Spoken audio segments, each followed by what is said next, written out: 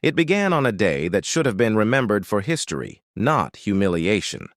Judge Malcolm Price had worked his whole life to break barriers, to rise from a small town where the courtroom was a place of fear for men like him, to one of the most respected voices in justice.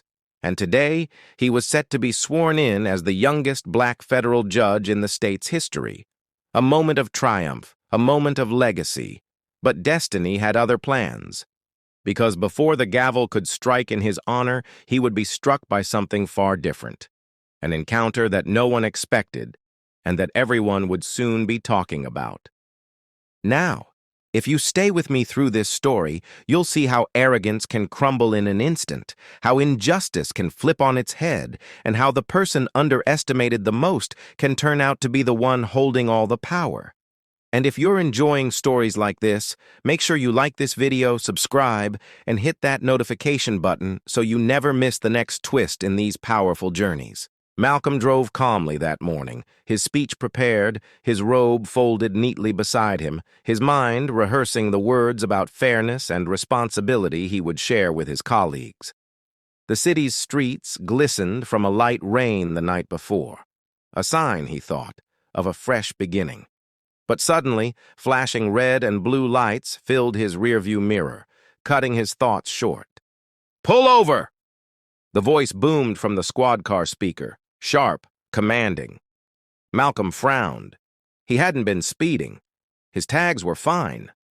Still, he eased the car to the curb, confusion spreading across his face. The driver's door of the SUV swung open, and out stepped none other than Police Chief Rebecca Harlow. She was a woman known for her iron fist, feared not only by citizens but by many in her own department. With a sneer carved into her face, she strode up to his car, slamming her hand against the hood. "Step out of the vehicle, now!" she barked, her voice dripping with disdain. Malcolm's calm voice asked, "Chief Harlow, may I ask the reason I'm being stopped?"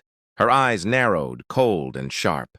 "Don't question me. You fit the profile. Out, now!" The words echoed like poison in the morning air. Fit the profile? He hadn't even been told what the profile was. Slowly, reluctantly, he stepped out, the weight of humiliation pressing against him. And then it happened. Harlow shoved him against the hood of his own car. The crowd that had started to gather gasped. Phones were raised. Recordings began. People whispered, "Is that Judge Price?" But the chief didn't care. Her pride was her shield, and arrogance her weapon. "Men like you," she muttered, rifling through his pockets without consent, "always think you're above the law." Malcolm kept his silence, his years of training reminding him that restraint was power. But then she reached into his car and pulled out a leather folder. Inside, embossed in gold, were the words, "Honorable Malcolm Price, Federal Judge." Harlow smirked, shaking her head. "This? You expect me to believe this? A black man like you, a federal judge? Don't insult me." The crowd stirred. Phones zoomed in closer. The tension wrapped itself around everyone's throats. Finally, Malcolm lifted his head, his voice low but strong. "Chief Harlow, put that folder back, because in less than 1 hour I will be sworn in as your federal judge." The words struck like thunder. A ripple of gasps surged through the crowd. For a second, Harlow froze, but her pride refused to let her retreat. Instead, she gripped his arm tighter, mocking him louder now for all to hear. "Nice story, but I'm not buying it." What she didn't realize was that the truth was already on its way, and the eyes of the world were watching. Just as she twisted his arm, a black SUV screeched to a halt. Out jumped U.S. Marshals, their badges glinting in the morning light. "Chief Harlow, release him immediately!" one shouted. Confusion washed over the bystanders. The chief's grip loosened, but she barked back, "Who the hell are you to—" The marshal cut her off cold.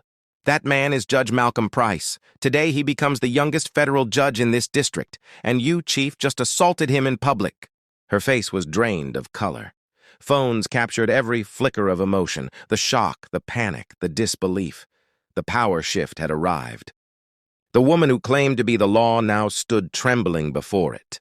The marshals formed a shield around Malcolm, But one leaned close and whispered urgently, "Sir, this won't end here. Harlow has powerful allies. What she started today, others will finish." Malcolm's stomach tightened. He had won this battle, but in that moment he understood. This was not the end. It was only the beginning. The marshals escorted him toward the courthouse, while Harlow sputtered excuses, her voice weak and desperate. "This is a mistake. He provoked me." But no one was listening. The cameras had captured everything, and within minutes, the footage was live across the city. Police chief assaults black judge on historic day. The irony was heavy. The woman who had humiliated him now stood humiliated herself, stripped of her authority in front of thousands. As Malcolm stepped into the courthouse, the chants of the crowd outside echoed in his ears. He had survived the assault, but the fight ahead loomed larger. For if the chief had shown this much hatred in public, what would her allies do behind closed doors? And just like that, the story that began as a celebration of triumph had become the opening chapter of a war for justice. So what happens next? Does Judge Price bring down the chief and her allies? Or does the system strike back, harder and dirtier than ever before? If you've been enjoying this story so far, make sure to like this video, subscribe, and hit the notification button so you never miss my latest uploads. Now let's dive back in. The courtroom was silent as the case of Chief Rebecca Harlow versus the state was called to order.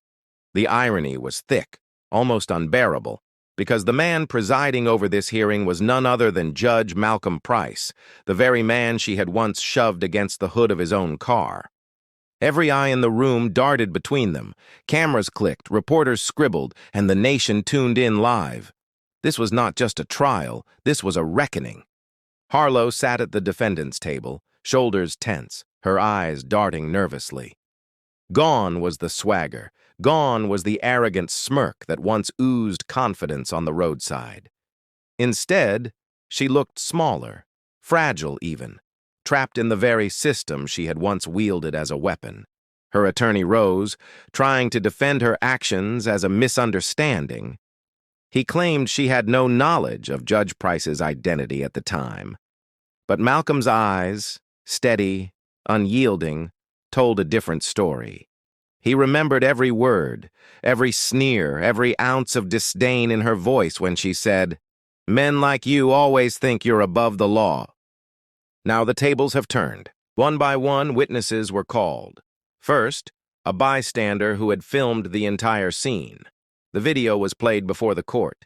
Gasps filled the air as the screen showed Chief Harlow pressing Malcolm against his car, mocking his credentials, calling him a liar. The jury shifted uncomfortably, their faces tight with disapproval. Then came the testimony of the U.S. Marshal who had intervened that day. His words were sharp, factual, and devastating. Chief Harlow abused her authority. She violated protocol, and she knowingly humiliated a man who had done nothing wrong. Harlow squirmed in her chair, whispering frantically to her attorney, but the weight of evidence was pressing down like a mountain. Finally, it was Malcolm's turn. He rose slowly, the black robe of his office draped with quiet authority. The courtroom leaned in, waiting. His voice was calm, but it carried the weight of years of injustice. Not just his own, but of everyone who had ever been belittled by someone who thought power excused cruelty. "On that morning," he began, "I was not treated as a judge. I was not treated as a citizen. I was treated as less than human. And it wasn't because of the car I drove or the documents I carried. It was because of the color of my skin. That truth cannot be dressed up as a mistake. It was not ignorance, it was arrogance, and arrogance is not above the law." The words cut like a blade. Even those who had doubted him now sat in stunned silence. Harlow's attorney objected, but the damage had already been done. The jury had seen enough. Hours later, they returned with their verdict. Guilty, on all counts. Abuse of power, unlawful search, harassment, and misconduct unbecoming of a public officer. The courtroom erupted. Reporters rushed to get their stories out, and activists cheered in the gallery. For once, justice had not been delayed, nor denied. It had spoken loudly and clearly. But the most dramatic moment was still to come. Judge Price removed his glasses, looking down at Harlow with a steady gaze. "Chief Harlow," he said, his voice even but firm, "you once told me, 'Out here, I am the law.' But today, we are reminded of a truth greater than arrogance. No one is above the law. Not a citizen, not a police officer, not even a chief." Her head dropped. The once feared woman now looked like a shadow of herself, stripped of every ounce of pride she had carried. Malcolm continued, "For years, too many have suffered in silence, intimidated by those sworn to protect them. Today, this court declares that silence is broken. You are hereby stripped of your badge, your pension, and your authority. You will face sentencing for your crimes. This court is adjourned." The gavel struck like thunder. The sound echoed, not just in the courtroom, but across the nation. Harlow was led away in handcuffs, her eyes darting wildly as cameras flashed. The same arrogance that once shielded her had been shattered, and the law she claimed to own had now consumed her. Judge Malcolm Price rose from his bench, dignity intact, his victory not just personal but universal. For every person who had been stopped, mocked, or mistreated, this was their victory too. Outside, reporters swarmed. "Judge Price, what message does today send?" one shouted. He paused, then delivered the words that would dominate headlines for weeks. "It sends a message that power is not a license for cruelty. Justice is not a privilege, it is a promise. And dignity is not something to be handed out. It is something no one can take away." The crowd erupted in applause. His words had not only ended a trial, they had begun a movement. And with that, justice had finally been served. Life teaches us many lessons, but perhaps the most important is this: arrogance will always crumble under the weight of truth, and those who misuse power will one day be held accountable. Now let me leave you with a question. If you were in Judge Price's shoes, would you have pressed charges against Chief Harlow or shown mercy? Comment your answer below, and don't forget to like, subscribe, and hit that notification button for more powerful stories like this.